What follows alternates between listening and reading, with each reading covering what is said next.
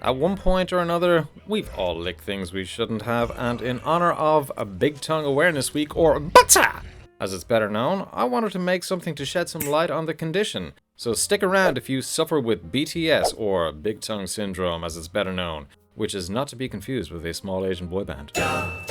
Today we'll be making the lickiest boy of them all, with a tongue so long and girthy it would make Venom blush, and due to so many requests, but also 0 requests, for this week's sculpt we'll be making the Resident Evil Licker 2.0. And after making his aluminium bone structure, I very cleverly add a tongue to the crotchal region and carry this up the spine to the neck so that later we employ the concept of basic physics and treat the tongue as a cantilever. After bending the arms and the legs into appropriate I think I heard something must impale with my tongue pose, I can then move on to adding the initial base layer of clay, which is essentially like giving your other half the undeserved compliments insofar as it's something you have to do to get the greater payoff at the end of the night. If you catch my Nestle Drifter bar. East Coast Creator is in no way sponsored, related, or affiliated with the Nestle Food Corporation. Any mention of Nestle food products or likeness in the YouTube videos are merely coincidental. Now that all that legal stuff is out of the way, I can build up the musculature starting as I like to, with the shoulders and the chesticles. The reason I like to start here is to remind me of my own shortcomings in the chest department, and it helps to establish a nice shadow from the off. Starting off camera at the tip of the proverbial tongue, I drop on a neck before blending into the upper body and delineating the abdominals, which we'll swing back to later.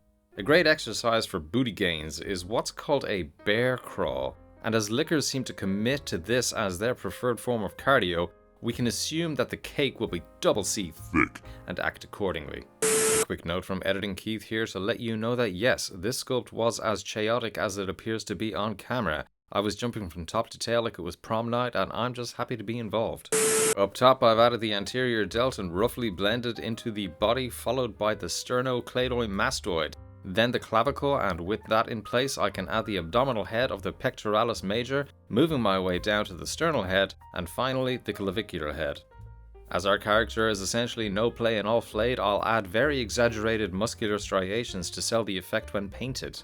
And as we like to name our sculptures around here, this licker shall henceforth be known as Anna. If you, like me, are a horror hound and have unfortunately been subjected to the depraved world of French extremity, then you understand the namesake if you've seen the tragic tale, Martyrs. Now I've heard that there's an American version of this, but American remakes generally can't hold a candle to the original as they have an inert propensity to wuss out of the true horror. I'm looking at you, speak no evil. Yep. I added the lower ribs, also known as costal cartilage, which connects the bony ribs to the sternum, and this acts like a shock absorber for your organ prison. The musculature of the core gets applied in a very exaggerated fashion, which I'll tone down later, but for now, I think it's enough. Now here is an actual good real-world lesson. As a lot of you know, I live in New Zealand and it is June, so we're well into winter. Couple that with the fact that New Zealand's building code is known locally as the worst way you can legally build a house, and the clay has unfortunately deconditioned overnight due to temperatures of 0 degrees indoors, or 32 to my American friends. So I have to perform a quadruple amputation as the clay is now unworkable. That said, I can put the body aside and make some bones. This little fella here is going to be one of Anna's scapulas, of which we will of course require 2. I look at some reference images online to gauge the ridges and add some noodly doodads where appropriate. I made the second off camera because I have free will, and then I made the latimus dorsi muscle, which will unfortunately be made redundant shortly. Onto the exposed vertebrae. Today I opted to make these individually as opposed to one big spine to add extra gnarliness. With some rolling, poking and prodding, we have one little vertebrae of which we need several more for licking based shenanigans. I also made some ribs, a coccyx and a sternum off camera and baked this all in one big batch. I can excavate a spinal trench with a hook tool, goop up the wound with some clay adhesive, probably, not sure if I did that, and then I place in the vertebrae individually. Just so. The coccyx can then be added between the butt cheeks, followed by the scapulas, which are of course removed as soon as they are placed for structural reasons. I add the sternum to the sternum location and score in some divots in the back to receive the floating ribs. Back to the scapulas, I pin drill in a couple of holes, apply some superglue to said holes, and penetrate with some triple wound jewelry wire. This allows me to pin the tail on the donkey, or in this case, pin pin the blade on the zombie before I overlay the lats. I do have a couple of gaps in the back as I didn't quite make enough vertebrae, but as this sculpture is so small, only about 130 mils or 5 inches tall, I can easily insert some old teeth to fill in the voids. And coming back to the front, I use my homemade acoustic guitar string and brass pipe combo to refine the shape of the abs and the abdominal walls to look more natural. And yes, I use that word very lightly. And while I add the muscle fibers, let me know, who is your favorite Resident Evil franchise monster? Or what's your most distinct memory of being scared scriptless while playing? For me, obviously, the liquor is goated, and say what you will about Welcome to Raccoon City, but the VFX department, they turned up to work that day. I did go on to make the pelvis in the form of 2 exposed bony discs that I'll position on the hip joint and cover with a layer of fascia. Before moving on to the head, I'll beef up the cheeks with a regal gluteus maximus. And yes, I am a sculpting gym rat that loves anatomy. For said head, we begin with an exposed organ. No, not that one. Ah, much better. This little fleshy blob will act as our brain substrate. I'll firstly divide the brain into 2 hemispheres and mount it on an aluminium wire. From here, I take a thin but long piece of clay spaghetti and apply the brainy texture we all know and love. A quick spin should extend that onto the other hemisphere, and I think that's looking pretty sweet, so we can get on to making some teeth. Now, there is nothing easier than making teeth. We simply roll out pointy doodads from blobby doodads until it's pointy. Then I'll add it to a tray with all its cousins and bake it for about 5 minutes. I do check the scale against the sculpture, as if the teeth or the claws are too big, it looks just slightly off and you can't unsee that. With that said, I've already baked the brain to avoid future squishing and add a soft upper lip. I then use my pointiest of tools that I've named Carolyn Levitt because I think she's hilariously pointy with the press, and I poke in the receiving holes for the teeth. And these tooth sockets are oddly enough called alveoli in the dental world. And I wonder how real doctors feel about that. I add the baked teeth to the upper jaw, dipping each tooth root in clay adhesive beforehand for some insurance. I then bake this, or don't, I honestly can't remember again, and I pin drill in some receivers for the lower mandible. The wire is triple wound jewelry wire, and by that I mean I fold a single piece of wire back on itself twice and use my drill to make a triple helix of sturdy reinforcement that I can wrap in clay without worrying that it will snap off later down the line, because I've got some clumsy fingers sometimes. After a quick dry fit, I see Anna has one hell of an underbite, so I perform a lower jaw ectomy to reduce the horizontal protrusion. I can scrape in some natural shape to the jaw before adding decidedly less teeth to the lower jaw than the top. On to the fun stuff now. There is a collectible on a website called sideshow.com, and they have the coolest liquor sculpture I've ever seen. And I use their head as a reference for all the stringy little muscles and tendrils around the face. Super chuffed with the head, I can put this aside for a while and move back to the neck. And yes, I of course wanted her to look like all she does are shrugs down the gym, so I gave her stealth bomber wings for traps, and then I applied some texture here with a little ball stylus before moving on to the legs. Or am I moving back to the legs? I honestly don't know. I've been working on this for weeks. Now come around, children. Prepare yourself for a time lapse, because I wanted to show you good people that sometimes it just doesn't go right and you need to reassess your approach. I first attempted to make the lower legs like the OG Resident Evil 2. That is to say, tapering out from the knee to have a relatively larger foot with massive claws, and after about 90 solid minutes of pushing and pulling, cutting and scraping, roughing and smoothing, I just had to admit that it simply wasn't working. It didn't suit the design, and I had to pivot as it just looked like a big spade with claws, and it caused me immense displeasure. In fact, the hands and the feet took so long on this to sculpt that our next project will have decidedly less limbs. I'm thinking maybe a squig, as it's essentially a toothy tail with legs, but let me know if you have any other ideas. Enable my laziness, please. A swift anklectomy and I can move on to bulking up the upper legs. And fun fact guys, if you never take your pants off, you never have to train legs. Now you know. Now we know. And knowing is half the battle. In adding the quadriceps, of which there are funnily enough 4, I do oversize them ever so slightly. Partly because I like to say things are bigger than they actually are, and partly because this allows me to scrape them back to what looks proportional. And proportions are a funny thing. There is something in our monkey brain that tells us when things just don't quite look right. But luckily enough, there is a tried and true method for viewing something with fresh eyes to hone in on the offending proportion. Quite simply, take your sculpture, drawing, doesn't really matter the medium, and just look at it in the mirror. This will 10 out of 10 times show you exactly what you couldn't see beforehand. And graphic designers actually use this technique so much that they'll generally have a shortcut for flip horizontal setup in Photoshop, to the point where I've actually known some graphic designers that have accidentally presented things backwards. And just like that, Anna is coming along nicely. We can send her off to the oven for a time out and add the forearms once she's been given a chance to cool down. And on that note, sculpting can be a bit of a stop-start process in the sense that you make something, then you have to bake it, and depending on the clay that you're using and the thickness of your sculpt, you might need to bake it anywhere between 5 to 30 minutes. Then, because clay holds heat depending on the mass, you have to wait for it to cool down and move on to something else.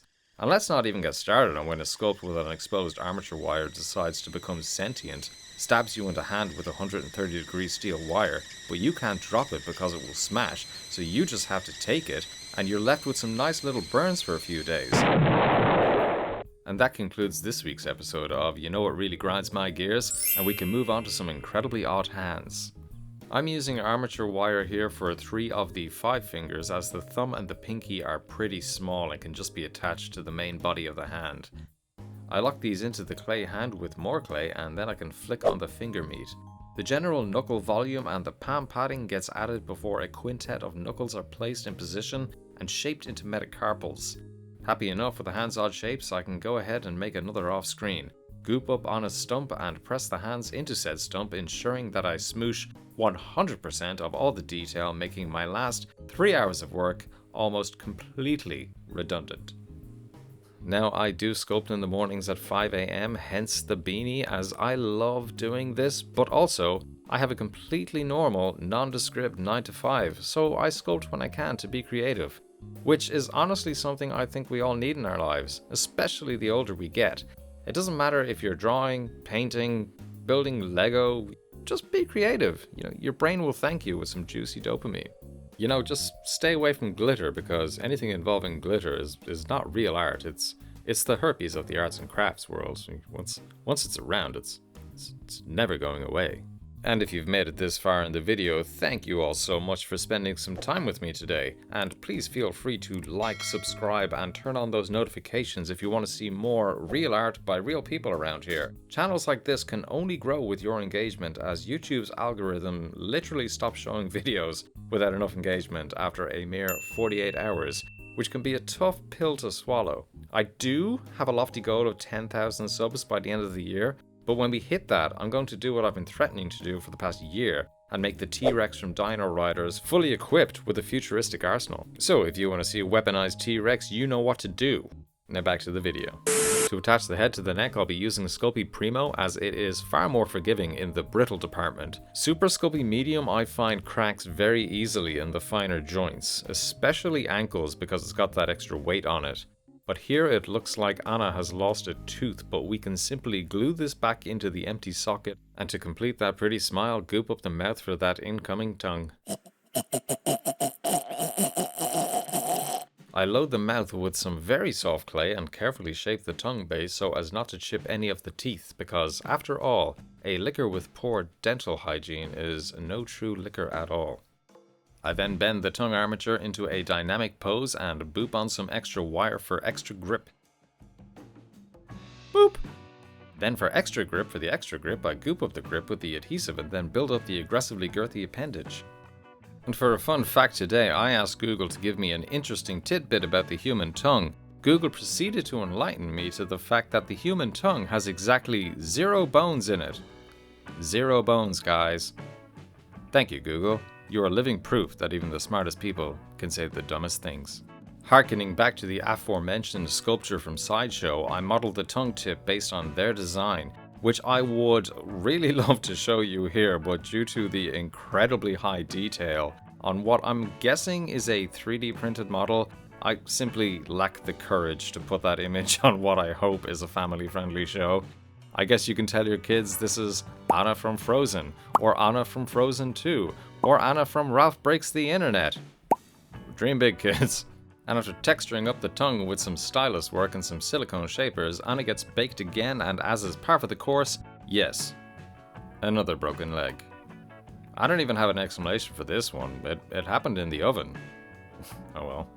Much like my own orthopedist, I struggled to align the pieces without risking further damage, so I patched the area as best I could with Primo and I just baked it again. But now we're moving on to the painting. Have you ever seen what happens to liquor when struck by lightning? That's right, it turns red. And given the nature of this sculpt, I'm opting for the slap chop technique, but in lieu of a traditional black base coat, I went with burgundy, so my deepest shadows are still muscle red.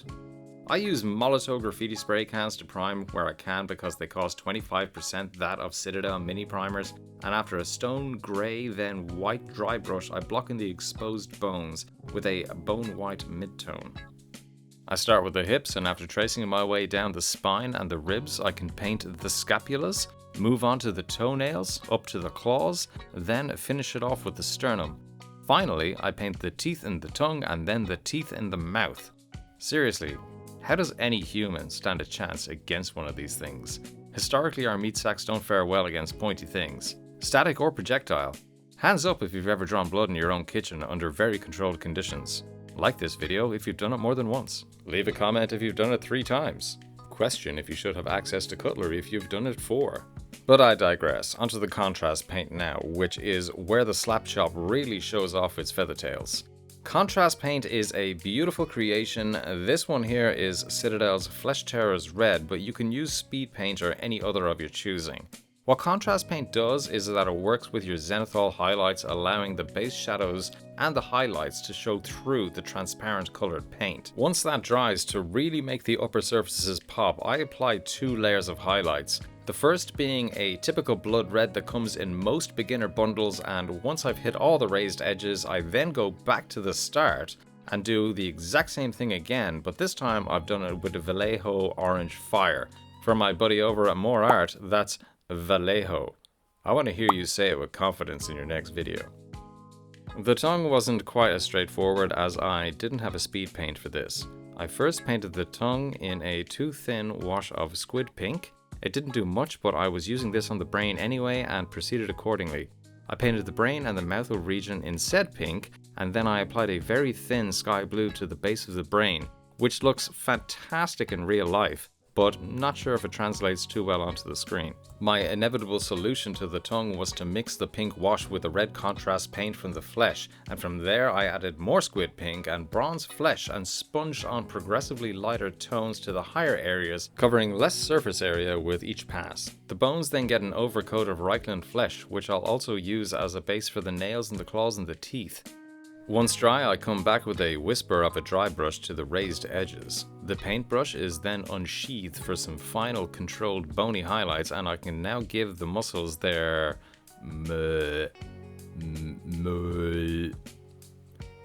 this word, coat. I've used Tamiya semi-gloss here for the first time, not knowing just how potent it would be, and unfortunately this stuff is so strong it completely blended all my highlights together, which on any other day would be great, but not so much here.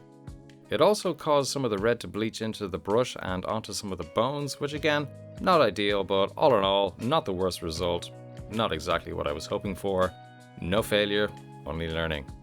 I did, however, use my more familiar Reeves gloss varnish for the head and the tongue, with a finishing tongue saliva provided in the form of Yoo-hoo glue, which is fantastic for goopy mouths. But now, time to get based. We'll start by adding thin wood to thick wood and dividing this up into thin planks. I did want to do the traditional black and white tiles, but I think I've done enough tiles on this channel, so I Google searched liquors until I found one on a timber floor, making this technically canon. I roughed up the surface with a tiny stylus and an X-Acto blade before liberally applying a burnt umber wash, which in a turn no one saw coming, looked incredibly washed out once dry. I vainly attempted to dry brush and varnish the top, which only made things worse, so I resorted to the most extreme of black magics, the black wash, which I think enriched the base satisfactorily enough that I'm happy to glue Anna into place and go off to wonder, just what did Welcome to Raccoon City do to our boy Leon? What the are you doing here, Leon? Not you, Leon, everyone else! Look how they massacred my boy.